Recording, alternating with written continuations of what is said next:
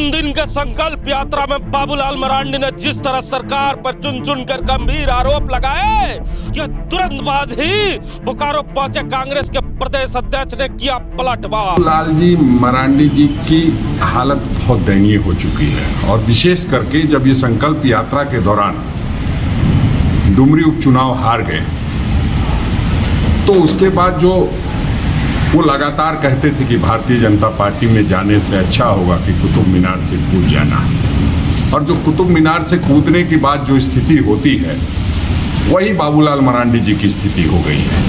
3 दिन के संकल्प यात्रा में छाया रहा जनमित्रण से जुड़े अनाज का मुद्दा, चाहे चंदन क्यारी हो, बोकारो हो, बेरमो हो या फिर गोमिया हो।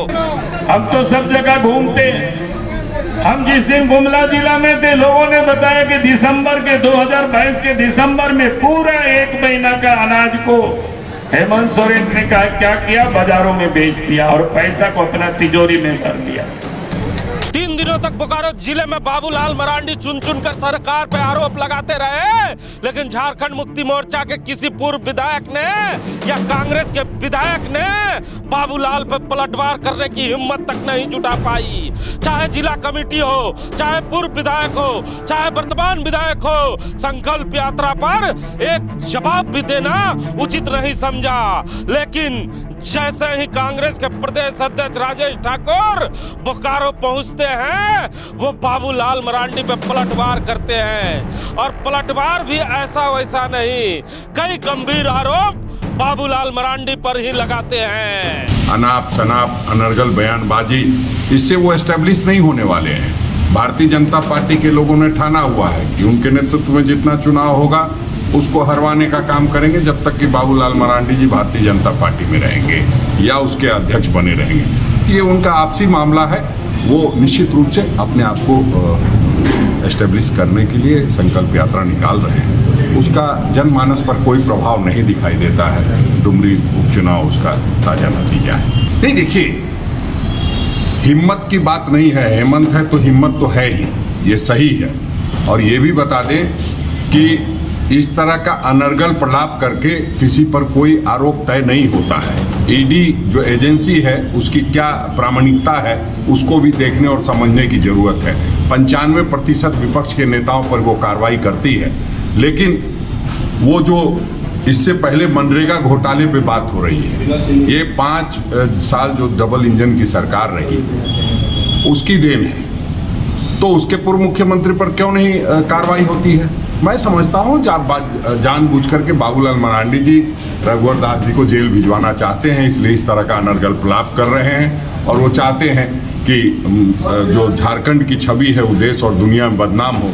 क्योंकि उनको मौका अब मिलने वाला नहीं है, तो कम से कम सुर्खियों में बने रहने के लिए, मीडिया में बने रहने के लिए, बयान में बने रहने के लिए, चूंकि मैदान में कहीं है नहीं, इस तरह का अनर्गल प्रलाप करते रहे। गरीबों का अनाज को बेचकर अपनी तिजोरी भर रहे हैं हेमंत सोरेन। नहीं, वो तो देखिए, गरीबों का अनाज जो खिलाया था प्लेट और चॉकलेट रघुवर दास जी ने, उसकी भी जांच चल रही है और उनके 5 मंत्रियों की भी जांच चल रही है। सर, जन वितरण के अनाज को लेकर ग्रामीण सड़क पर उतर रहे हैं, सर आप क्या कहेंगे? नहीं, निश्चित रूप से जिस तरह से आप देख रहे हैं कि केंद्र सरकार का नकारात्मक रवैया लगातार बना रहता है, और जब भी कोई, चाहे वो आवास की बात हो, चाहे वो मनरेगा की बात हो, सब में हम लोगों के साथ कटौती करके कहीं ना कहीं राज्य सरकार की छवि को खराब करने का प्रयास किया जा रहा है, जिसको हम लोग लगातार लगे हुए सुधारने में बहुत जल्द इस समस्या का समाधान हो जाएगा। कल ही माननीय मंत्री रामेश्वर उरांव जी से बात हो रही थी, उन्होंने कहा है कि बहुत जल्द जो डोर स्टेप डिलीवरी है और जो सारा सिस्टम हो। सरकार गंभीर है। सुना ना आपने, ये कांग्रेस के प्रदेश अध्यक्ष हैं।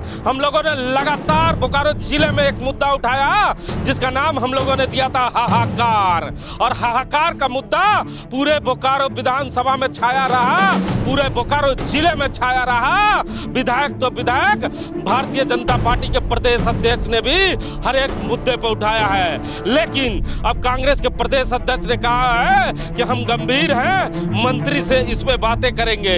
लेकिन हम बातें करने के लिए हमारे साथ राम नारायण शर्मा जी हैं। शर्मा जी, हाहाकार छाया रहा। हम लोगों ने प्रश्न उठाया था कि राजा साहब, ओ राजा साहब, जरा जाग जाइए, कुछ राजा तो जाग गए, अभी कुछ राजा सोए ही रह गए।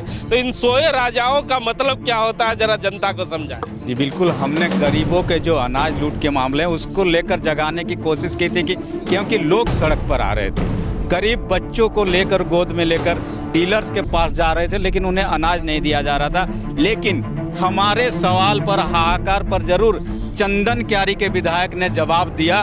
बाकी जो हमारे बोकारो जिले में विधानसभा है उनके विधायक शायद जवाब देना भी मुनासिब नहीं समझे, लेकिन हमारे मुद्दे को खुद भारतीय जनता पार्टी के प्रदेश अध्यक्ष और सबसे बड़ी बात कही कि झारखंड के पहले मुख्यमंत्री ने बड़ी गंभीरता से लिया और बोकारो जिले में जितनी भी संकल्प यात्रा उन्होंने की, जिस भी विधानसभा में गए सबसे पहले उन्होंने इसी बात पर सवाल उठाया कि प्रदेश की हेमंत सोरेन सरकार गरीबों का अनाज तक खा जा रही है, तो इस सरकार से क्या उम्मीद करें लोग। अच्छा, कहा जाता है कि युद्ध में तब बड़े खिलाड़ी को उतारा जाता है जब सेना हार जाती है। बोकारो जिले में 3 दिन तक बाबूलाल मरांडी रहे और कई मुद्दों पर सरकार को घेरने का प्रयास किया।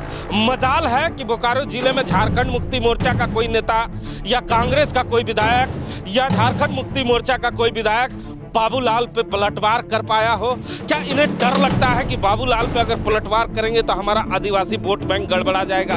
मैंने पहले दिन आपको बताया भी था कि जिस समय चंदन क्यारी में वो संकल्प यात्रा कर रहे थे, और मैंने आपको संकेत भी दिया था कि मुझे नहीं लगता कि झारखंड मुक्ति मोर्चा या कोई भी सरकार पर जो बाबूलाल के हमले हो रहे हैं उसका कोई जवाब देने आगे आएगा। और वो दृश्य आपने सभी जगह देखा, चाहे बोकारो की बात कर लीजिए, चंदन क्यारी की बात कर लीजिए, बेरमो की, गोमिया की या डुमरी की, जिसकी भी आप बात कर लीजिए, सभी जगह बाबूलाल ने एक एक कर सरकार पर कई गंभीर आरोप लगाए। राजनीति में इस तरह के आरोप को अक्सर कहा जाता है कि बेहद गंभीर होते हैं, उसके बावजूद न कांग्रेस पार्टी, न झारखंड मुक्ति मोर्चा, न आरजेडी महागठबंधन या इंडिया की तरफ से कोई सामने नहीं आता है बाबूलाल के एक भी सवाल का जवाब देने। बाबूलाल ने एक और गंभीर आरोप लगाया सुरक्षा का। जी बिल्कुल, उन्होंने साफ तौर पे कहा कि जिस प्रदेश में प्रदेश सरकार की पुलिस उगाही में, साफ तौर पे उन्होंने इस शब्द का प्रयोग किया कि उगाही में लगी होती हो, आप बालू लेकर चले जाइए आपकी गाड़ी पकड़ ली जाएगी,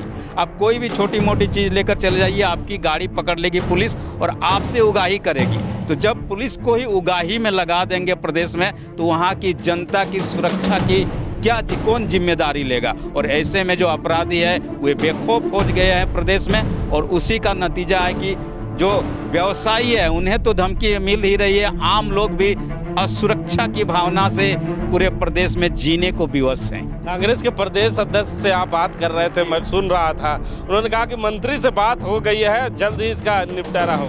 बिल्कुल उन्होंने यही कहा। मैंने जब उनसे पूछा कि सर राजनीति अच्छी बात है, आप भी कीजिए, भारतीय जनता पार्टी भी कर रही है, लेकिन जब गरीब खुद सड़क पर आ जाता हो अपने हक के लिए, अनाज मांगने के लिए, तब उन्होंने साफ तौर पर कहा कि ये बेहद गंभीर मसला है।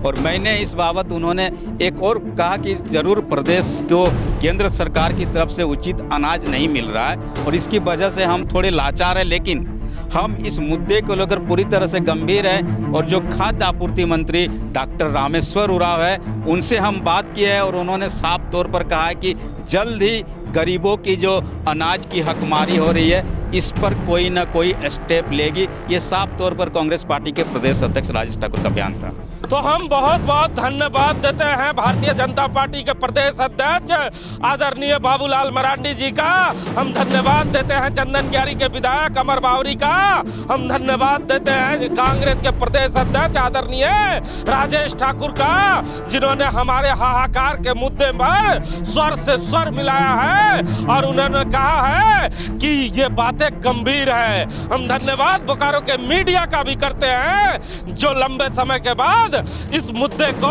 बहुत ही बेबाकी के साथ उठा रही है। अब गरीबों का हक मिलेगा कि नहीं मिलेगा ये तो वक्त बताएगा।